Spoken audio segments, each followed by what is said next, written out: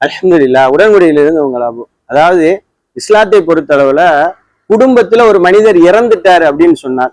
இஸ்லாம் சொல்லக்கூடிய அறிவுரை, அவர் இறந்துட்டா, ஒரு தந்தை இறந்துட்டாருன்னா பிள்ளைங்களோ அல்லது பிள்ளைங்க இறந்துட்டா தந்தையோ, இப்படி யாருடைய இறப்பிலும் என்ன செய்யக்கூடாது, புலம்பக்கூடாது. நீங்க இல்லாம நான் இல்ல, நீங்க இல்லாம நான் எப்படி வாழ முடியும், உங்களோடய நானும் வந்துடுறேன், இப்படி எல்லாம் என்ன செய்யக்கூடாது, சொல்லி சொல்லி புலம்பக்கூடாது. தண்ணீர் வடிக்கிறதுக்கு அனுமதி இருக்கு, கவலைப்படுறதுக்கு அனுமதி இருக்கு. அந்த கவலையிலும் கூடுமே ஒரு 3 நாட்கள் என்ன செய்யலாம், துக்கம் என்ன செய்யலாம், துக்கத்தோட இருக்கலாம். ஒரு 3 நாள்.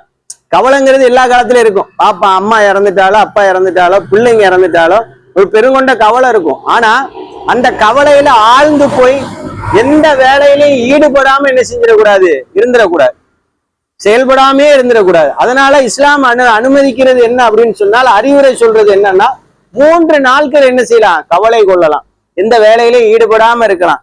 அதாவது எந்த வேலையும் செய்ய முடியல, அந்த இழப்பு பெரிய ஒரு உள்ளத்துல ஒரு பெருங்கொண்ட ஒரு அழுத்தத்தை ஏற்படுத்திருச்சு அப்படின்னு சொன்னால் அந்த 3 நாட்கள் என்ன செய்யலாம், அப்படி இருக்கலாம். அப்படி இருக்கிற அந்த குடும்பத்திற்கு நண்பர்கள் வீட்டில இருந்தோ உறவுகள் வீட்டில இருந்தோ உணவு சமைத்து கொண்டு வந்து என்ன செய்யணும், அந்த 3 நாட்களும் கொடுக்கணும். அந்த வீட்டுல அடுப்பெரிக்க கூடாது. அந்த மாதிரி இருக்கிறத இஸ்லாம் என்ன செய்யுது, வலியுறுத்துது. இறந்தவருடைய வீட்டுல இப்படிதான்.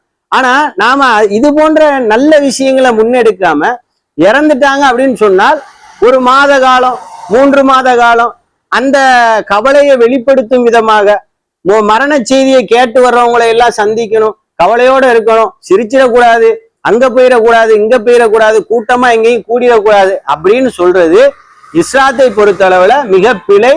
ஒருவர் மரணிச்சிட்டாருன்னா ஒரு 3 நாள் துக்கத்தோட இருக்கிறோமா, அதற்கப்புறம் தன்னுடைய வாழ்வாதாரத்துக்காக, தன்னை சுற்றி உள்ளவர்களுடைய வாழ்வாதாரத்துக்காக, நம்முடைய வாழ்வுக்காக ஓட ஆரம்பிச்சிடணும். இதைதான் இஸ்லாம் வலியுறுத்து.